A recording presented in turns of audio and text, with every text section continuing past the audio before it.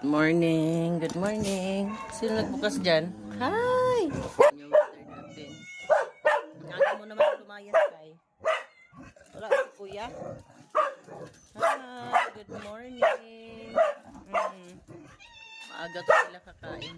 Yes, morning. Natin. Hello! Good morning! Hi, good morning! Good morning, good morning. Sarap tulog nyo dyan. Labas na. Ay, gamay. Good morning mga friends. Diba, muta-muta pa tayo dyan. Today is Wednesday, November 12. Pasok tayo. Ito po ang ating weather today. Walang ulan, medyo mahangin-hangin lang konti. Ingay na ng ating mga alaga, no? So, by Sunday, kung maganda ang panahon, baka patuloy kami pupunta ng Burgos para ilipat ang mga aso. Diyan na pala si Uncle. Good morning. Si Uncle namin. Out, Uncle Raymond. Pinakamasipag sa lahat ng Uncle. Ang aga naman. Saan ka nagwalis? Ay, ganun? Ay. Ang agas. Kala ko, bakit wala si Dudong? Maaga pala siya umalis. Dudong? Oo. Kaya nga. Hoy, saan ka punta? Yan, tubig oh. Babalik pa naman daw yung bagyo.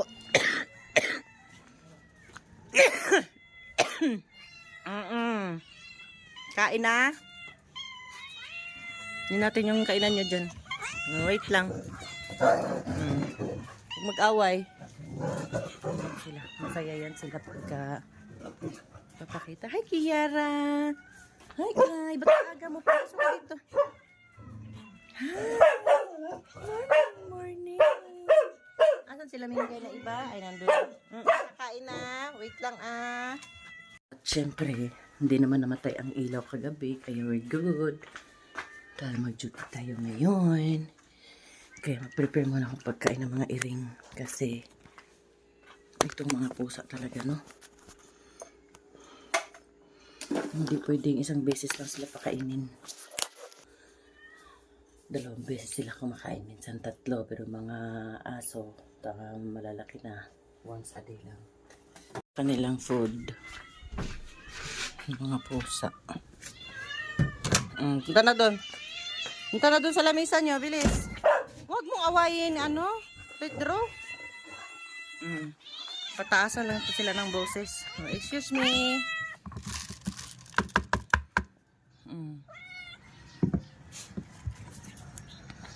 Hindi kain na dyan, Mingay. Kain ka na. Ano mini-whisper mo? Tapos, itong mga aso, ito lang naman siya ang kakain sa morning. Hindi, kain ka na dyan. Saan si Gamay? Ha? Kain ka na. Ano hinahanap mo? Naghanap ka ng chicken? Tuntua siya. Hi, Gamay! Hi, Gamay! Good morning, Gamay! Sus! Hi, Susi, Gamay! Bulag yan siya. Para siyang kabayo. Hi, Akira! Halika na, Kay. Ang aga pa, Kay. Ayan, mukhang maganda ang panahon, mga kaibigan. Ayan, may araw. Wow, beautiful. Alright.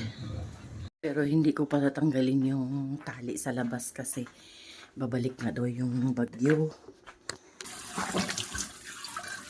Hindi tayo ngayon workout kasi workout tayo kahapon. Kaya bukas na tayo mag-workout ulit.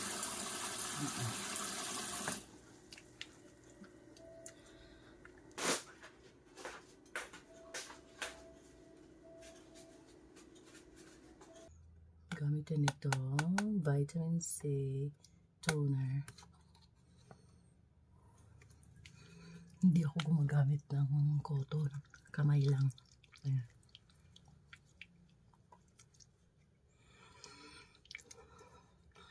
Tapos itong kilay ko kasi pina-micro shading ko siya. Ang nipis ng nilagay niya dito. Dito medyo makapal. Anyway. Ganyan siya. Tapos ilalagay natin tong toner moisturizer na ito siya. Gel type. Hindi natin ito ginagamitan ng cotton. Kamay lang.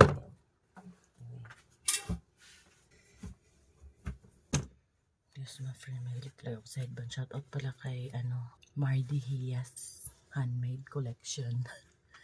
Yun. Itong headband na to, binigay niya to sa akin. 2021 siguro. Ngayon, buhay pa rin yung headband. Mahilig akong mag-headband. So, medyo dry na yung face natin. Ilalagay na natin itong toner moisturizer na gel type. Ayan siya, oh. I-link ko din dyan sa baba, my friend. Baka gusto nyo. Ayan siya. Kunti lang. Lagay na natin dyan. Ito na yun. Ito na yung ano natin. Hindi na ako naliligo sa umaga kasi naligo na ako kagabi. Mas gusto ko kasi naliligo sa gabi para fresh na fresh yung tulog. Pero yeah, usually gabi. Kahit nag-workout ako sa morning, yung pawis na pawis, magpapatuyo lang ako, hilamos lang ganyan. Sa gabi ako naliligo.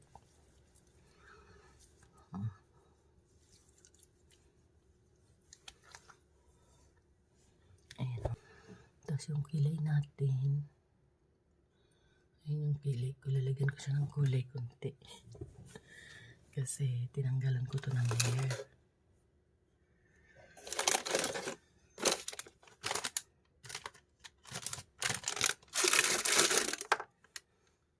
Nasa bahay lang tayo, alas tayo, hindi para kanino kundi para sa sarili mo, so you feel good, ganun.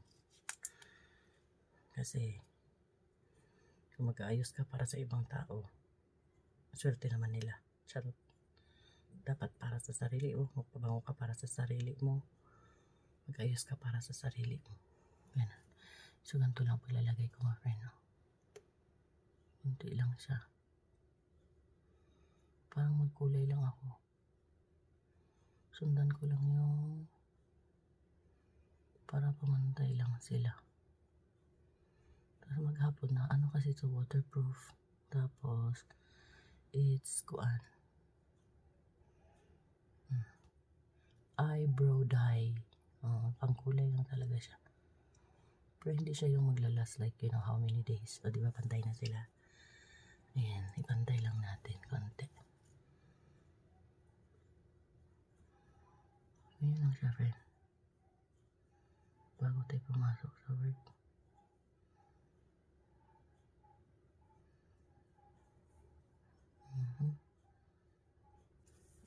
Kilay na ako. Picture na lang. Ayan, that's our kilay. And then our face is, ang lambot na. Yung ganda talaga to siya, eh. Nakakalambot siya. Magamit ako nito. So, shoutout naman sa nakakilala nito. This is Chinchansu. Kunti lang nilalagay ko. Shoutout pala kay Kelsey. Sabi niya, gumagamit ka pala niyan. Ma'am, nakakaitim naman ang mukha. Yan, sabi niya, nakasunog. Hindi naman. Yan ang ginagamit ko. And of course, this one, Himalayan pink salt oil. Yan, hinahalo ko sila. Pero kunting-kunti lang. For the whole day. Tapos, ganyan ko lang siya sa kamay. In fairness ngayon, hindi na ako nagkakatigyawat. Ayan lang siya, mga friend. Although, dito lang naman ako sa bahay ng work. Diba?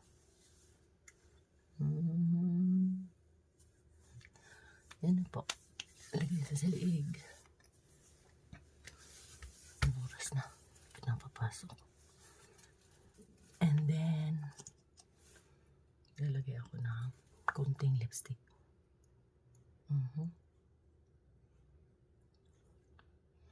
Kasi papasok na tayo. Siyang, isin lang natin konti dyan. Ready na tayo, my friend. And this is my office. Ayan po ang office natin. Ayan. 5:20, this is in Eastern Time. 5:20 in the afternoon sa New York time. Ayan.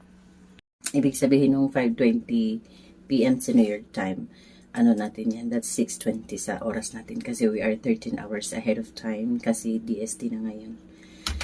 So, ayun, ang pasok ko talaga in American time is 6 p.m. That's gonna be 7 a.m. our time. So, ayun, my friend. So, ito ang ginagawa ko sa morning. Prepare ko lang yung mga, normally talaga yung mga pusa kasi yan talaga yung kakain sila. Hindi na ako nagpe-prepare ng breakfast kasi hindi naman na kami nagbe-breakfast. Tapos ngayon, Wednesday, walang pasok si Hana. Minsan, nagre-request si Hana, sabihin niya na, ma, kain nga ako ng breakfast. Ganyan ko, sige, magluto tayo, ganun. Ganyan lang mga kaibigan ang aking morning routine during my normal days. Normal days, yung may mga work. Alright, so mukhang ang dami nating trabaho ngayon. So, Wednesday ngayon, in American time, it's Tuesday pa lang ng hapon. Ganun lang mga friends. So, thank you so much for joining with me. I'll see you tomorrow. Dito lang kay Kinabuhing Tambok Vlog. Thank you for watching.